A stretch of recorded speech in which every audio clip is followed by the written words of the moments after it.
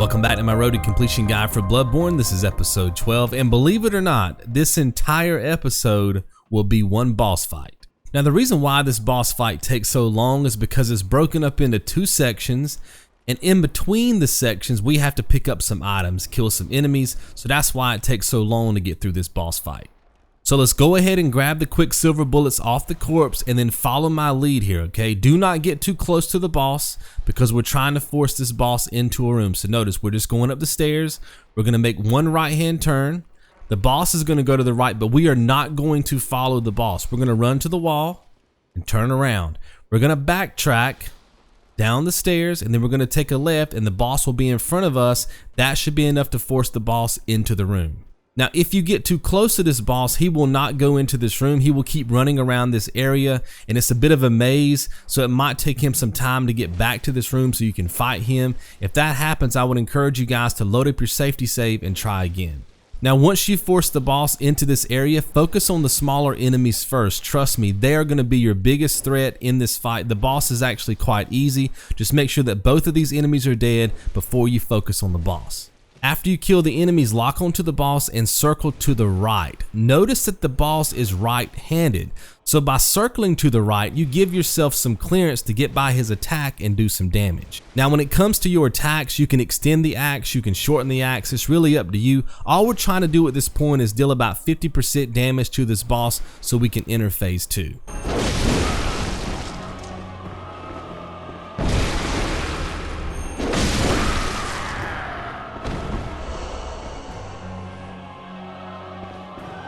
So before we officially make it to phase 2 of this fight, I have two items that I want you to pick up first. We're eventually going to make it to a T intersection. There's going to be some stairs to the right going up and then some stairs to the left going down. Here it is.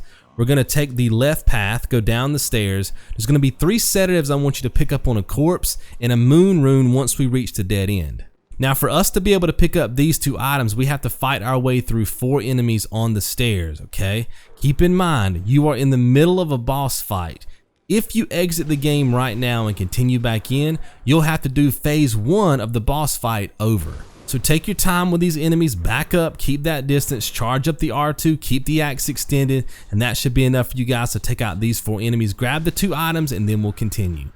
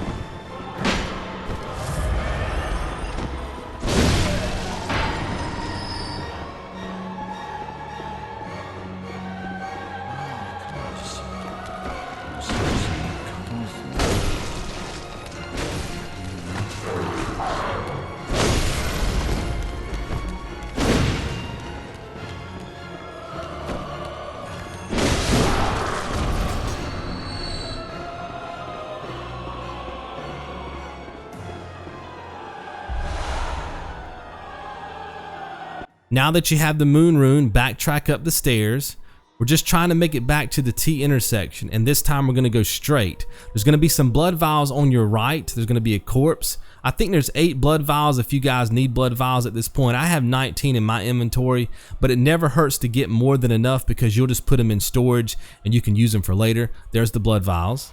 Now you have to grab the blood vials quick because there's 2 enemies on the stairs and you don't want to get caught, okay? We don't have to kill the enemies, we just need to get past them. And now we're about to officially enter phase 2.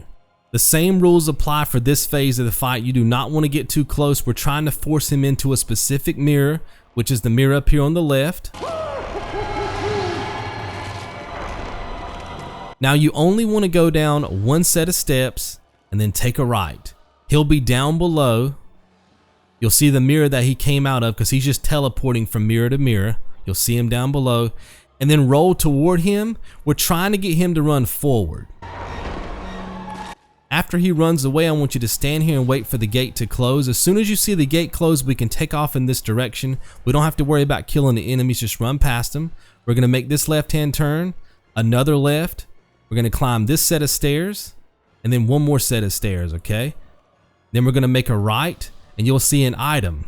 See the item? I want you guys to pick that up. That's going to be one more bloodstone chunk.